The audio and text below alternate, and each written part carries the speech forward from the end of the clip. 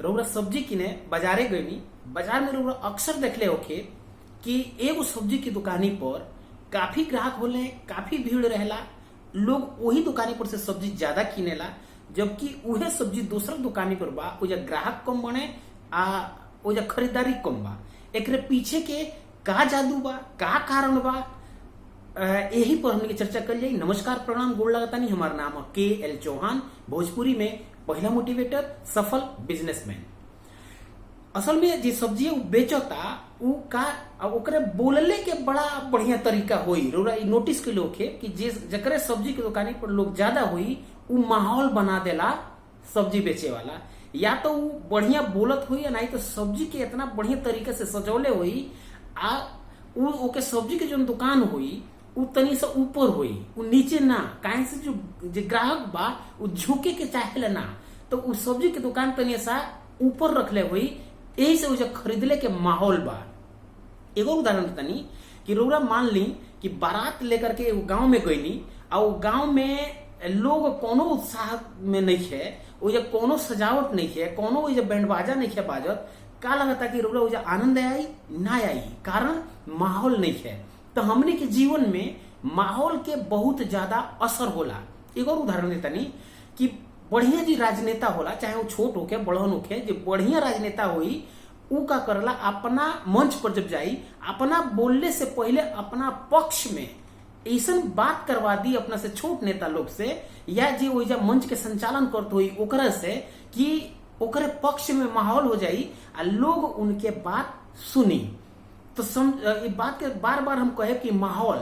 एक और उदाहरण देता नहीं कि मान ली कि वो राउर हॉस्पिटल बा, कि हॉस्पिटल में मरीज जाता है तो ओइजा के जो माहौल बा बहुत सकारात्मक बा, ओइजा कहीं गंदगी नहीं खेलो पर सब ओइजा के जो कर्मचारी बा वो फटाफट आकर के मरीज के हालचाल पूछता, दवाई या BP या थर्मामीटर लगा करके फटाफट होकर के काम होता है। तो बेर बेर मरीज हो जाए काहे से कि के जो माहौल बा वो बहुत सकारात्मक बा। उहे वकील बढ़िया केस लड़ पावेलन जो बढ़िया वक्ता होला। देखी ये संसार के नियम बा, बढ़िया बिजनेसमैन आ बढ़िया राजनेता उहे बनी जो बढ़िया वक्ता हुई। बढ़िया बोले वाला लोग ना हुई ना तो धीरे धीरे धीरे धीरे मतलब वो तरक्की ना कर पाई जे आमतौर पर वक्ता लोग कर लेला। तो रउरा अपना बिजनेस में कितना बोलत आनी, LIC एजेंट अगर रउरा बानी और रउरा लगे तथ्य पर बोले के अगर गुण नहीं है तो रउरा बढ़िया LIC एडवाइजर ना बन पाए। रउरा अगर बढ़िया CA बनी अपन बात लोग के नहीं समझा पावत तो रउरा तरक्की ना कर पाए। काहे से कि रउरा अपना क्लाइंट के अपना पक्ष में करे वाला माहौल नहीं क्रिएट कर पावत। रउरा अगर बढ़िया टीचर बनी तो बढ़िया टीचर उहे बा जे अपना सब्जेक्ट पर, अपना वो लेसन पर, अपना वो अध्याय पर अइला से पहले वो एक माहौल बना देला कि जो विद्यार्थी बने कि उनके बात समझ जाइए। कहे से कि वो माहौल बना देले बने। तो रउरा अपने बिजनेस में, अपने व्यापार में, अपने नौकरी में का वैसा माहौल बनावतानी।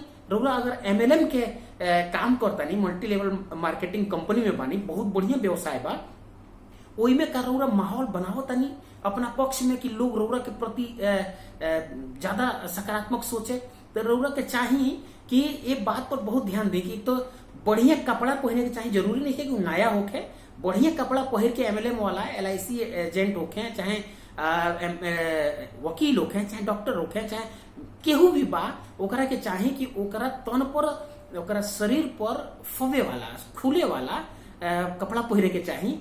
तो वैसे का हो जाए कि एक माहौल बन जाए। एक और उदाहरण देता नहीं कि जब अभिमन्यु के वध हो गए, जयद्रथ जब बेइज्जती कर दिले उनके पार्थिव शरीर के, तो कृष्ण का कहले कि अर्जुन शपथ ले लें कि भाई हमरा जयद्रथ के बिना सांस ले मारे के बाद। अब देखिए मुझे माहौल कोने बा, एकदम तनावपूर्ण माहौल बा। अगला दिन जयद्रथ के कौरव पक्ष के लोग छुपा लिहल आ सांझ ले माहौल तनाव होत युद्ध लड़त लड़त कि सूर्यास्त से पहले अगर ना मारे तो हम चिता में जल जाए, ऐसा संकल्प ले रहे। तो भगवान कृष्ण के वजह माहौल बनावे के पड़ल कि सूर्य के जौना भी विधि से छुपौल है और ओकरे बाद से माहौल बन गई कि वो लोग आके उत्साहित हो गए, जयद्रथ के आगे कर दिया लोग। आ भगवान कृष्ण फिर से वो माया से जो सूर्य के बाहर कैले आ फिर माहौल बन गए, उनके बद्ध हो गए। तो देखिए माहौल के बड़ा हमने के जीवन पर प्रभाव बा। तो रउरा अपना जौने क्षेत्र में बानी आपन माहौल के जरूर ध्यान रखें कि रौरे पीछे जो माहौल बनता आ चाहे रौरा बनावता नहीं तो रौरा आगे जो माहौल बनता वो रौरा पक्ष में बा कि विपक्ष में बा। यहाँ तक कि रौरा देखले होके चुनाव में लोग आकलन कर लेला कि के जीते जाता, जानते नहीं रौरो कर दो बेसन काहे कि रौरा माहौल लौक जाला, माहौल से रौरा आंक लेने की के जीतता के हारता।